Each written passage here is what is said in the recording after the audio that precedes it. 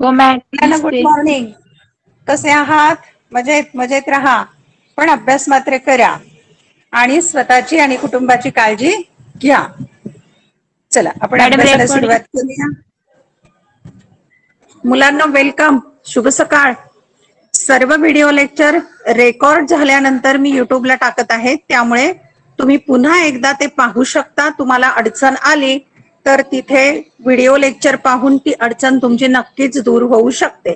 आणि जे विद्यार्थी आत्ता हजर नाहीयेत त्यांना सांगा की युट्यूबवर हे लेक्चर टाकलेलं आहे, ते जाऊन तुम्ही पाहू शकता. चला पाहूया. आपण आज विषय घेतलेला आहे अभ्यासाला आपण अर्थशास्त्र इयत्ता 12वी आणि आजपर्यंतचा अभ्यासक्रम उद्याच्या आपल्याला पहिल्या घटक चाचणीसाठी असणार आहे. आज बरोबर शेवटचा टॉपिक आपला पूर्ण होईल.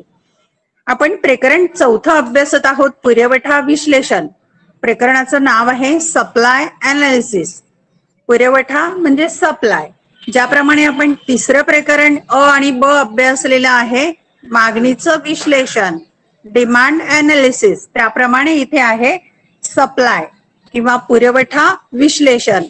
या प्रकरणामध्ये आपण कोणकोणते मुद्दे अभ्यासलेले आहेत ते थोडंसं आठवून पाहूया.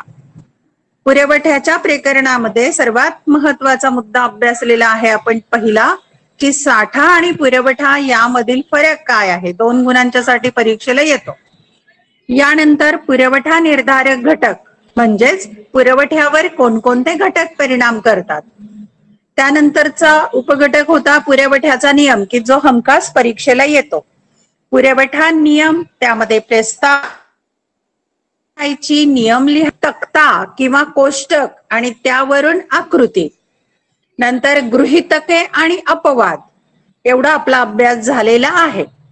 कालच्या लेक्चरमध्ये अभ्यासले आपण पुरवठ्यातील विचलन आणि पुरवठ्यातील बदल. पुरवठ्यातील विचलनामध्ये पुरवठ्याचा विस्तार, पुरवठ्याचा संकोच या 2 संकल्पना अभ्यासल्या आणि या दोन्ही संकल्पना म्हणजे पुरवठ्याचा नियम आहे. आणि पुरवठ्यातील बदल यामध्ये 2 संकल्पना अभ्यासल्या, पुरवठ्यातील वाढ किंवा वृद्धी आणि पुरवठा यातील घट किंवा ह्रास. अशा प्रकारे आपण 4 संकल्पना अभ्यासलेल्या आहेत. त्या फरक स्पष्ट करण्यासाठी वारंवार परीक्षेला येतात.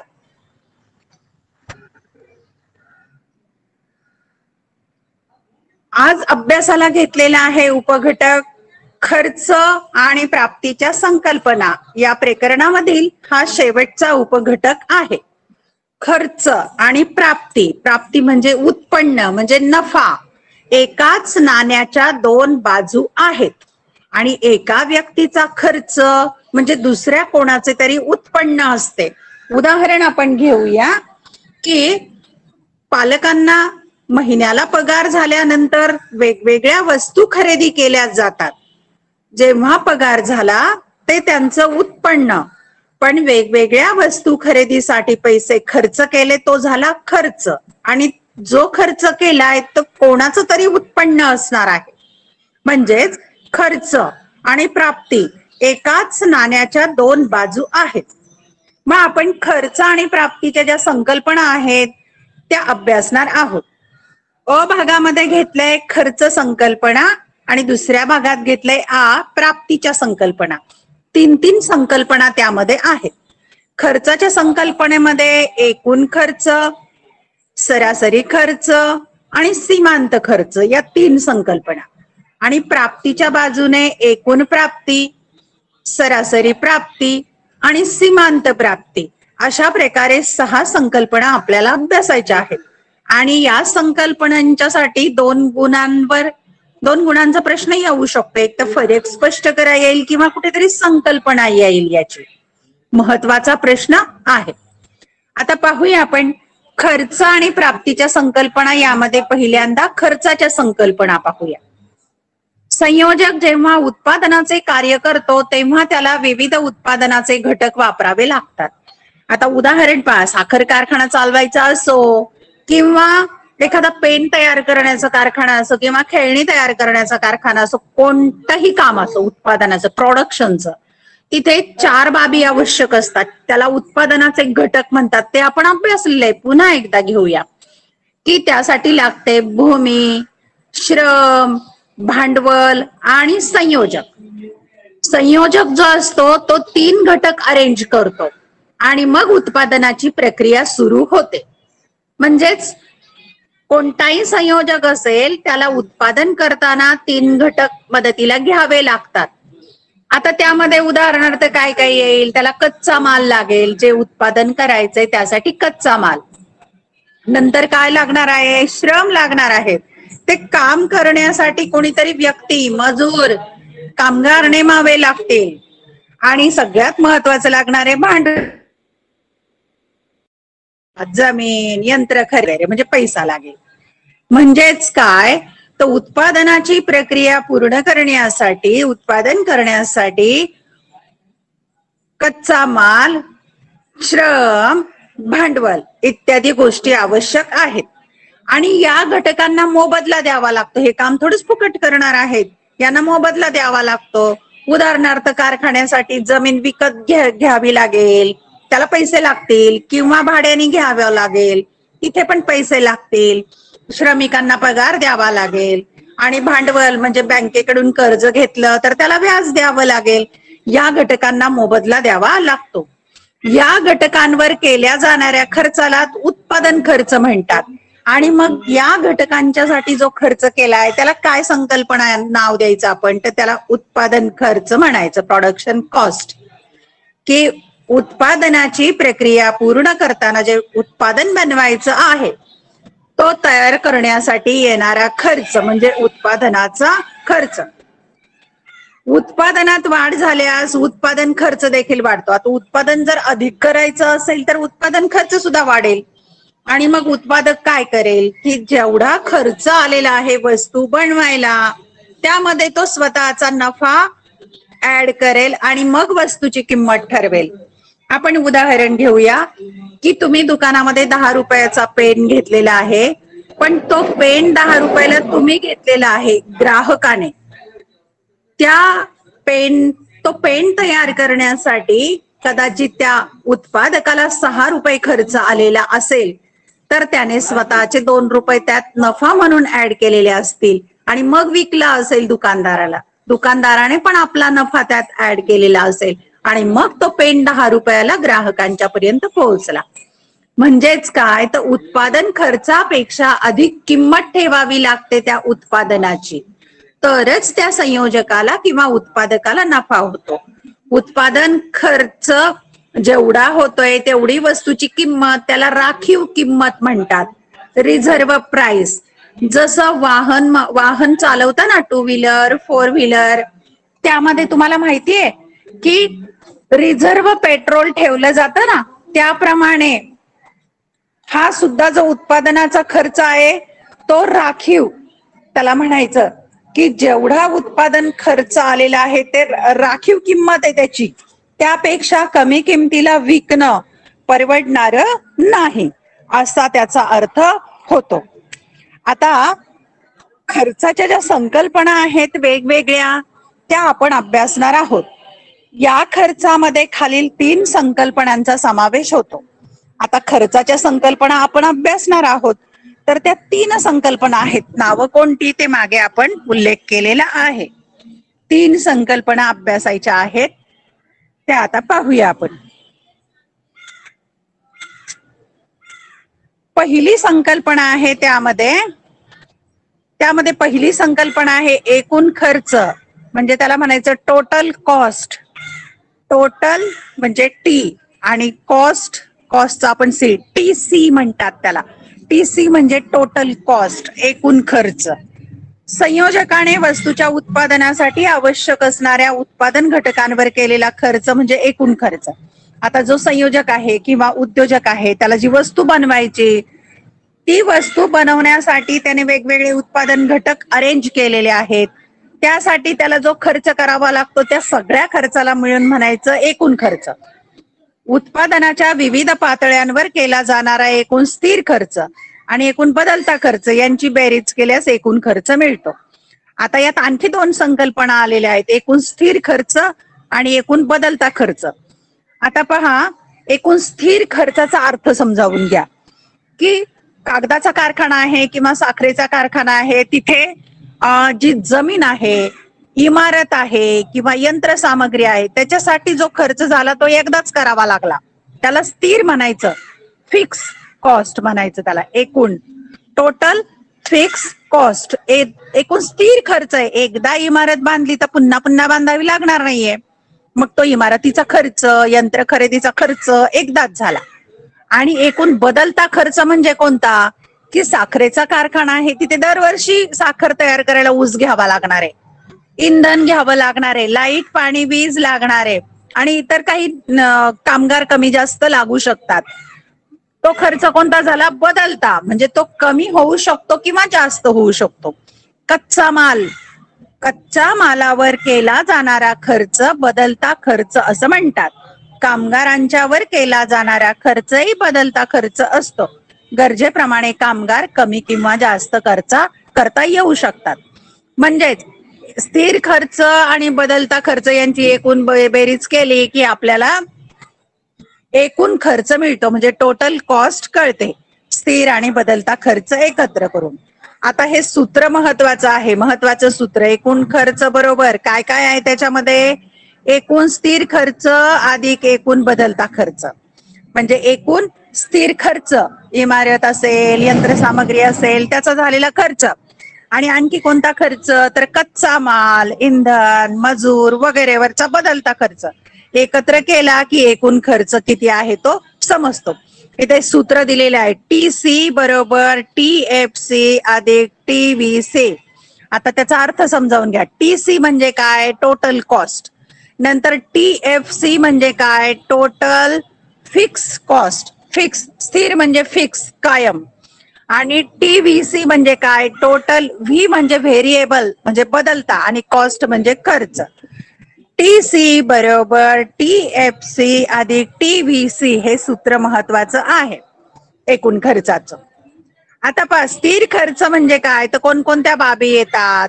स्थिर घटकांवर केला जाणारा खर्च, उदाहरणार्थ काय, जमीन, यंत्रसामग्री, इमारत इत्यादींच्या वर झालेला खर्च जो आहे उत्पादकाचा, त्याला स्थिर खर्च असं म्हणतात.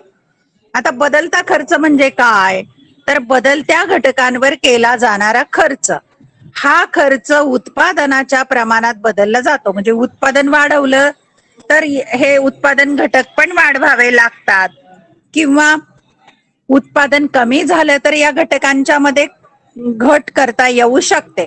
उदाहरणार्थ श्रम, जर उत्पादन वाढवायचं तर अधिक कामगार कामावर ठेवायचे, उत्पादन कमी करायचं तर काही कामगारांना सुट्टी दिली जाते, कामावरून काढूनही टाकलं जातं.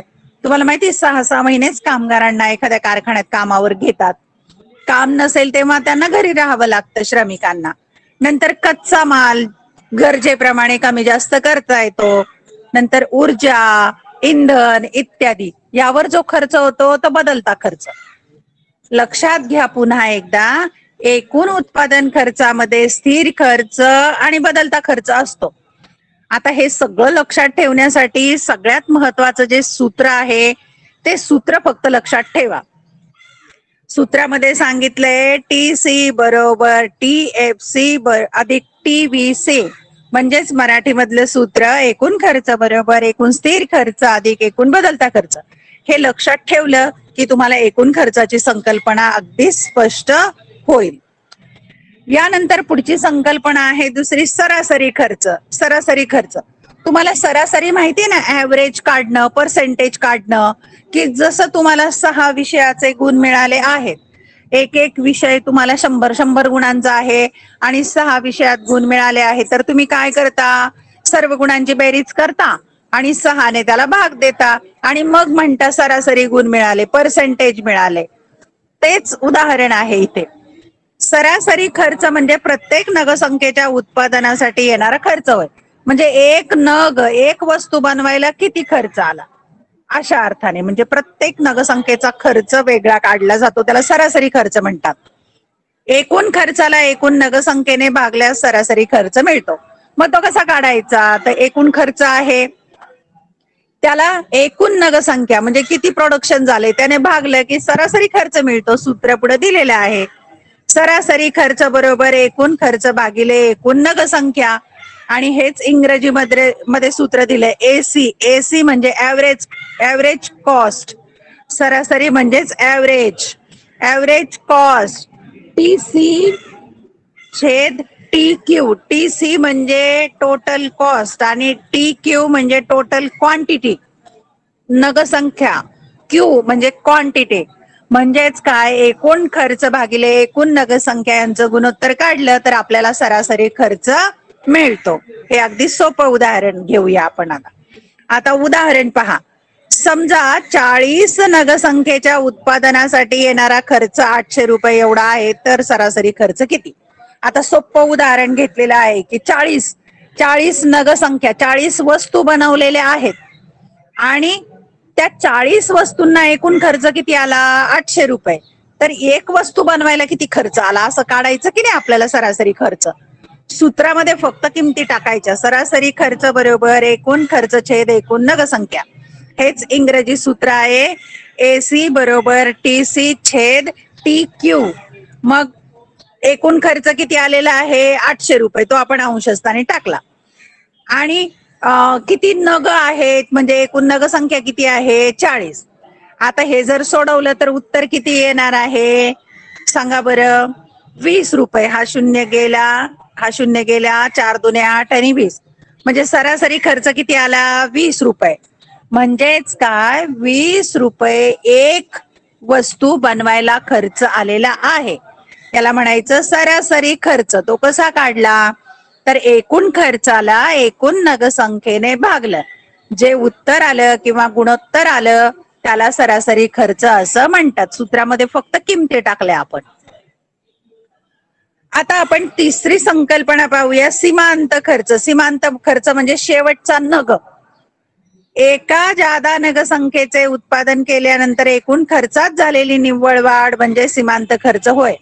म्हणजेच एक जादा नग तयार करण्यासाठी किती खर्च येतो, किती निव्वळ वाढ झाली, सीमांत खर्च म्हणतात त्याला. सीमांत म्हणजे शेवटचा नग उत्पादन करण्यासाठी झालेला खर्च म्हणजे सीमांत खर्च. त्याचं सूत्र दिलेलं आहे. सीमांत खर्च बरोबर अधिक नगसंख्येच्या उत्पादनानंतरचा खर्च आणि एकूण खर्च यांची वजाबाकी करायची आहे. म्हणजे पहिल्यांदा जेवढा एकूण खर्च येत होता आणि नंतर एक नग वाढवल्यानंतर जेवढा खर्च आलेला आहे त्यांची वजाबाकी केल्यास सीमांत खर्च मिळतो.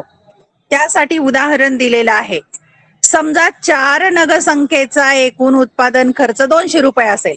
आता पहा, 4 वस्तू बनवल्या तर 200 रुपये खर्च आला. आता तुम्हाला माहिती आहे याच्यावरून सरासरी किती कळेल? 4 वस्तू बनवल्या 200 रुपये खर्च आला म्हणजे एक वस्तू बनवायला 50 रुपये लागले, असं होईल की नाही?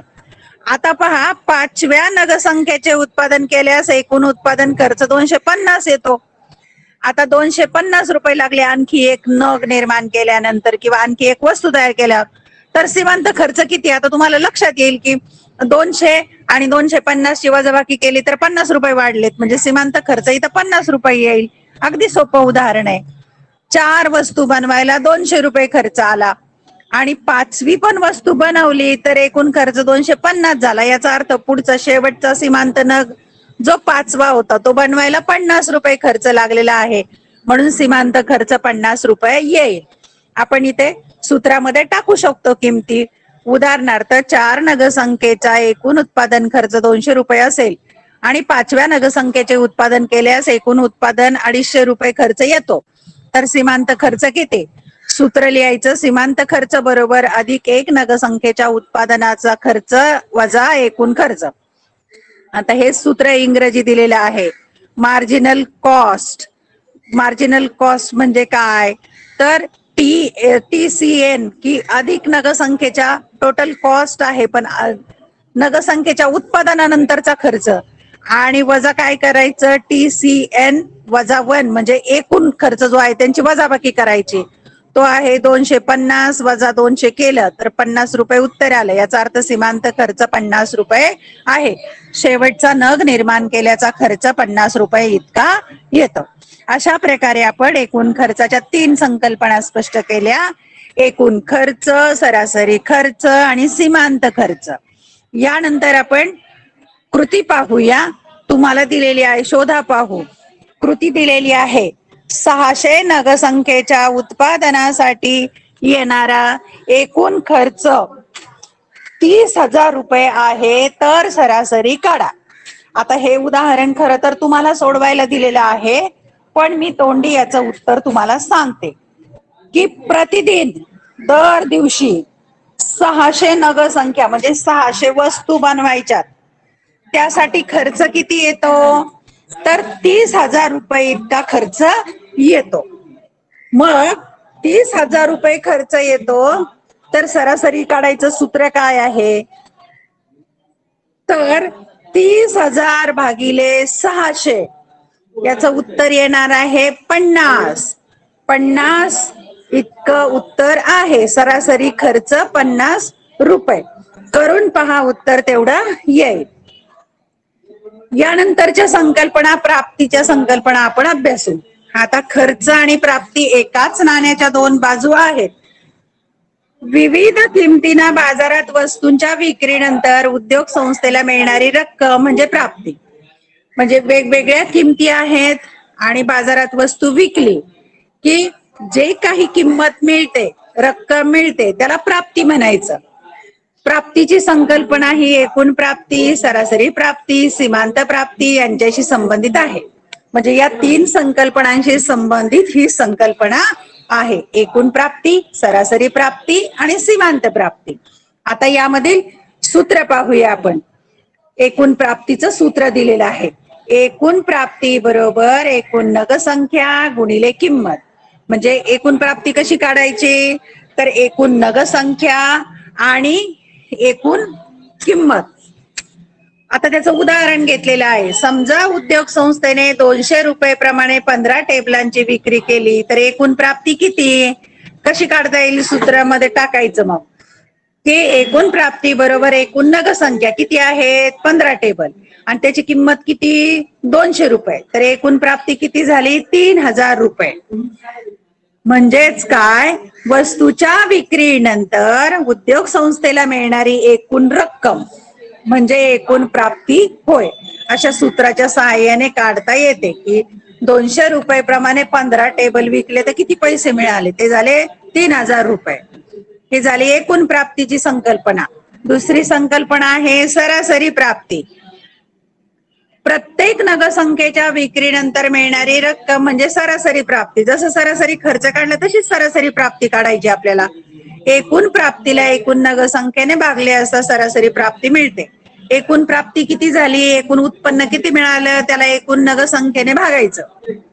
सूत्र आहे सरासरी प्राप्ती बरोबर एकूण प्राप्ती भागिले एकूण नगसंख्या. या सूत्राच्या सहाय्याने आपल्याला सरासरी प्राप्ती मिळते. आता आपण उदाहरण घेऊया. समजा 15 टेबल विकल्यानंतर एकूण प्राप्ती 3,000 रुपये असेल, तर सरासरी प्राप्ती किती? आता पहा, इथे आपल्याला 15 टेबल विकले, एकूण 3,000 रुपये मिळाले, तर एका टेबलाची किंमत काढायची आहे. सूत्र पाहूया. सरासरी प्राप्ती बरोबर एकूण प्राप्ती छेद एकूण नगसंख्या. तेच सूत्र दिलेलं आहे इंग्रजीमध्ये. AR बरोबर TR छेद TQ. मग सूत्रात किमती टाकल्या. एकूण प्राप्ती आहे 3,000 रुपये आणि एकूण नगसंख्या 15. याचं जर उत्तर काढलं तर उत्तर येणार आहे 200 रुपये. म्हणजे एक टेबल बनवायला 200 रुपये लागलेले आहेत, 200 रुपये मिळालेले आहेत. असं सरासरी प्राप्ती म्हणता येईल. ही झाली सरासरी प्राप्ती. यानंतर आपण पाहूया सीमांत प्राप्तीची संकल्पना. एका जादा नगसंख्येच्या विक्रीनंतर एकूण प्राप्तीत झालेली निव्वळ वाढ म्हणजे सीमांत प्राप्ती होय. की एक जादा नगाची विक्री केल्यानंतर किती प्राप्ती वाढलेली आहे त्याला म्हणायचं सीमांत प्राप्ती. एक जादा नग विकल्यानंतर खालील सूत्राच्या सहाय्याने सीमांत प्राप्ती काढली जाते.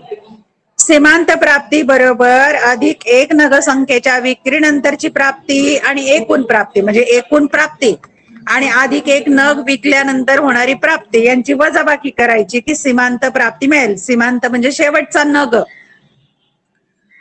उदाहरण पाहूया आपण. समजा 20 टेबलांच्या विक्रीनंतर एकूण प्राप्ती 4,000 रुपये असेल आणि 21व्या टेबलाच्या विक्रीनंतर एकूण प्राप्ती 4200 रुपये एवढी झाली असेल, तर सीमांत प्राप्ती किती? आता नजरेनेच आपल्याला कळतंय 200 रुपये वाढले म्हणून. पण आपण सूत्रामध्ये किमती टाकूया. सीमांत प्राप्ती बरोबर अधिक एक नगसंख्येच्या विक्रीनंतरची प्राप्ती वजा एकूण प्राप्ती.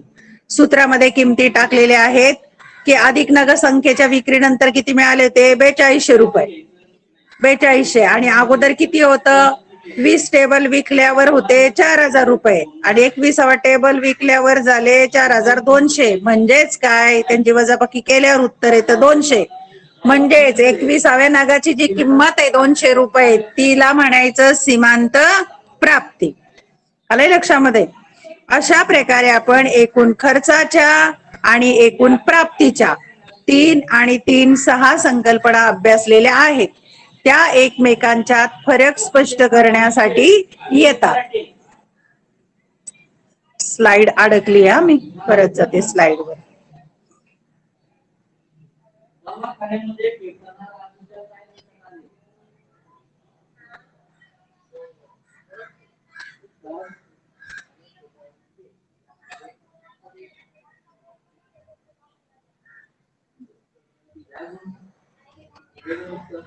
मुलांना समजलंय का?